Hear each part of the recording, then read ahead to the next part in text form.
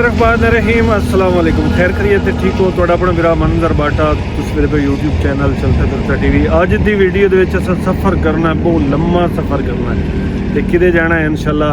ये सारिया चीज़ा नाल वीडियो वेखते रह जासो। चैनल तो नवे सबसक्राइब लाजमी कर सो, घंटे वाले बटन वाल कर सो। कल की वीडियो तुस वेखी गड्डी रेडी बलैडी करके गड्डी कड्डी आ, शाम हो गई आ। उस वेले कासिम नूं गड्डी दे के गली आ भी तू अड्डे ते लैके जा। तो हुण अड्डे ते कासिम गया खलोता है, उसनूं टैलीफोन करदे हैं। आर्डर तो एक है, पता नहीं किदों दा आर्डर है मैनूं नहीं पता। आमिर भाई तो लोड करदा वदा ते रावलाकोट का भी आर्डर है, कोटली भी है, डुडियाल भी है। पता नहीं हुण मेरा आर्डर कित्थों दा बनदा, आमिर दा कित्थों दा बनदा। ये तुहाडे नाल शेयर करसां वीडियो दे विच अगे जा के। फिलहाल कासिम को ना कॉल करके पूछ लेने हैं भाई अड्डे ते खलोता है, एबिलिटी लैके लोड करन वग गया, की पोजीशन है उसकी। क्योंकि मैं वधा ली इत्थे जिवें वो मैंने टैलीफोन करे सी गड्डी लोड हो जासी, दोवें बंदे उत्थे मुक्की करना हुंदा है।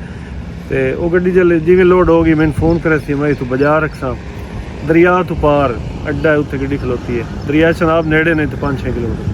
तो उस तो फोन करके पूछिए, एक तो अंदर सा फोन कर लिया मैं वटाया है, अगला बेचा है वो को 80-1000 वाला वो दिता है भैया, ये 35,000 का लिया है, ये 58 ओप्पो A58 कुछ पैसे भी बच गए, लोड़ आ पैसे नहीं। तो फोन का फोन ही बन गया। हम कॉल करिए भी कर सकते बैल जाती पई बैल रिकॉर्ड। हाँ हेलो, हाँ कासिम आवाज़ आ रही है?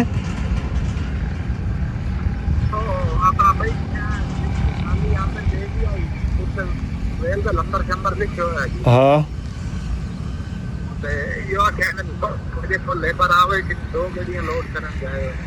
दो गड्डियां लोड।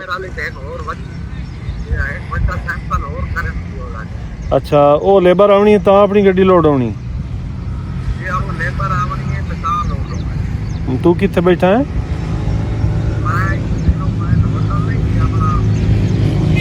मतलब रोटी टुक्को रहे नेड़े। चलो चलो ठीक हो गया, ठीक। 10 मुझे लोड करें जावे 10 ठीक। नाज़रीन कासिम नूं टैलीफोन किया जिवें तुसीं सुनिया, वो बैठा है 0 पॉइंट है, मतलब इत्थों कुदा तो 15 किलोमीटर दूर है। दरिया चनाब दी पुल क्रॉस करके कलरी स्टाप है, लालियां तो शाह जीवने वाला रोड, उत्थे अड्डा है, उत्थे वो बैठा है। होटल शोटल भी हैं उत्थे। 2 गड्डियां लोड होवन गई, शायद एक आमिर वाली गड्डी है तो एक दूई गड्डी होर किसी की है, वो लोड होवन गई।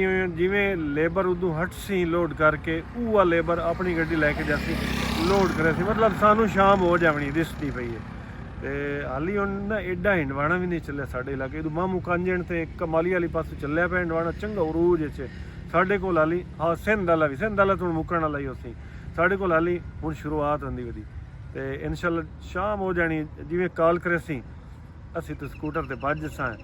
तो वेखिए मुझे किदों दा माल बनदा, ठीक है। तो वीडियो तुसां पूरी वॉच करे सो। हुण इंशाल्लाह रेगुलर मैं वीडियो अपलोड कीती रखा। जी नाज़रीन अज 2 दिन गुजर गए, गड्डी अड्डे दे विच खड़ी कीतियां।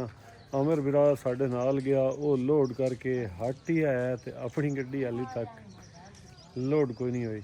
तो अज उम्मीद है भी इंशाल्लाह लोड हो जासी, ठीक। मतलब 2 दिन खलोवन तो बाद अज 3 दिन, अज उम्मीद है गड्डी लोड हो जासी।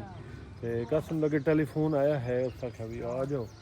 तो मैं भी हूँ जाता पाया अड्डे ते। अड्डा इत्थों है 15 तो 16-17 किलोमीटर असी गलबंद इत्थों सीधा जाना है इंशाल्लाह। असां इत्थे ना दरिया चनाब टप के कलरी स्टाप है, उत्थे उत्थों वेखिए किदों दी बिल्टी मिलती इस वक्त किदे लोड करके जाना, ठीक है।